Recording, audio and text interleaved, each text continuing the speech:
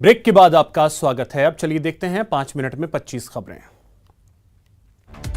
Yemen के Iran समर्थित Houthi विद्रोहियों ने सऊदी अरब के बाद अब यूएई पर हमला किया है। खबरों के मुताबिक अबू धाबी के अंतर्राष्ट्रीय एयरपोर्ट पर आज 2 धमाके हुए। हमले में 3 लोग मारे गए। अबू धाबी एयरपोर्ट हमले में 3 लोग मारे गए हैं, जिनमें 2 भारतीय नागरिक और 1 पाकिस्तानी नागरिक हैं, जबकि 6 लोग घायल हुए हैं। यह हमला ड्रोन के जरिए किया गया।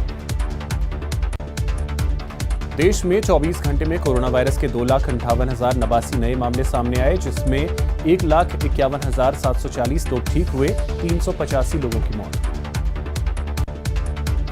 दिल्ली में कोरोना के नए मामलों में कमी देखी गई।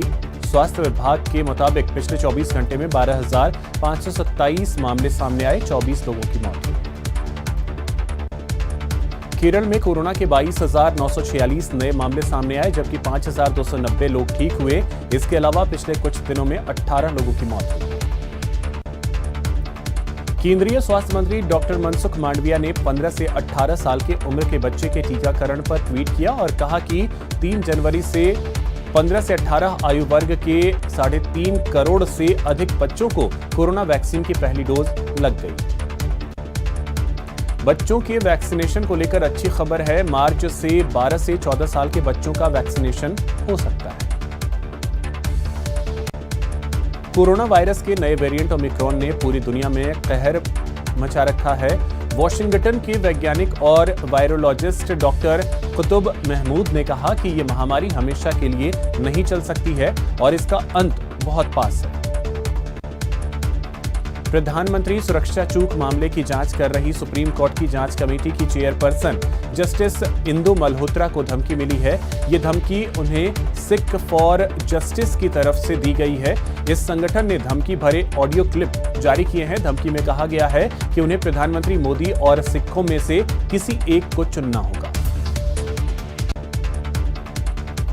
पंजाब में चुनाव की तारीखें बढ़ा दी गई हैं। अब 20 फरवरी को वोट डाले जाएंगे। पहले चुनाव आयोग ने 14 फरवरी को वोटिंग की तारीख तय की थी। इसके बाद रविदास जयंती को देखते हुए यह फैसला लिया गया। समाजवादी पार्टी के राष्ट्रीय अध्यक्ष अखिलेश यादव ने सभी किसानों को सिंचाई के लिए मुफ्त बिजली और ब्याज मुक्त लोन देने का ऐलान किया है। ऐलान से पहले अखिलेश ने अन्न हाथ में लेकर संकल्प लेकर बीजेपी को हटाने की किसानों से अपील की। समाजवादी पार्टी की मान्यता समाप्त करने के लिए सुप्रीम कोर्ट में एक जनहित याचिका दाखिल की गई है। ये याचिका बीजेपी नेता और सुप्रीम कोर्ट के वकील अश्विनी कुमार उपाध्याय ने दायर की है। बेघर बच्चों के पुनर्वास पर सुप्रीम कोर्ट सख्त दिखाई दिया और बाल आयोग को आदेश दिया कि बेघर बच्चों के पुनर्वास को लेकर 3 हफ्ते के भीतर स्टेटस रिपोर्ट मांगी। प्रसिद्ध कथक नर्तक पद्म विभूषण बिरजू महाराज का हार्ट अटैक की वजह से निधन हो गया। उन्होंने 83 साल की उम्र में अंतिम सांस ली। अलवर केस को लेकर राज्य सरकार ने केंद्र सरकार को सीबीआई जांच के लिए सिफारिश भेजी है। सीएम गहलोत ने कल मामले को लेकर उच्च स्तरीय बैठक की थी। नागौर के खीमसर में बेकाबू रफ्तार का कहर देखने को मिला, जहां कंटेनर ने एक बाइक को अपनी चपेट में ले लिया, जिसमें 2 युवक घायल हो गए। नागौर में ही एक बेकाबू ट्रेलर ने एक ट्रैक्टर को जोरदार टक्कर मार दी। हादसे में ट्रैक्टर ट्रॉली का चालक गंभीर रूप से घायल हो गया। टोंक में चालान काटने के नाम पर पुलिस ने एक युवक और महिला की बेरहमी से पिटाई कर दी। दोनों घायलों को अस्पताल में भर्ती करवाया गया। चित्तौड़गढ़ में एक महिला ने युवक की आशिकी का भूत उतार दिया। महिला ने फोन पर परेशान करने वाले युवक को कपासन बस स्टैंड बुलाया और थप्पड़ों और चप्पलों से उसकी जमकर पिटाई कर दी। जयपुर में जमीन को लेकर 2 भाइयों में विवाद हो गया और दोनों पक्ष आमने सामने हो गए। मौके पर पहुंची पुलिस ने लोगों को समझा बुझाकर मामले को शांत करवाया और 4 लोगों को हिरासत में लिया।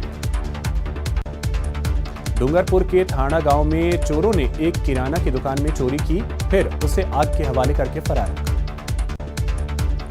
दौसा के महुआ में पेट्रोल पंप मैनेजर से लूट की नाकाम कोशिश हुई। आरोपियों ने नोटों से भरा बैग छीनने की कोशिश की, लेकिन बाइक सवार कुछ लोगों ने बहादुरी दिखाते हुए नोटों से भरा बैग को बचा लिया। उदयपुर की गोगुंदा पुलिस ने 5 लाख की लूट के आरोपी को गिरफ्तार किया है। आरोपी ने गोगुंदा हॉस्पिटल में लूट की वारदात को अंजाम दिया। डूंगरपुर की धम्बोला पुलिस ने सरकारी गेहूं के गबन के मामले में फरार राशन डीलर को गिरफ्तार किया। सीकर की रिंगस पुलिस ने नशे के खिलाफ बड़ी कार्रवाई की है और 142 किलो डोडा पोस्त जब्त किया। साथ ही पुलिस ने एक आरोपी को गिरफ्तार किया।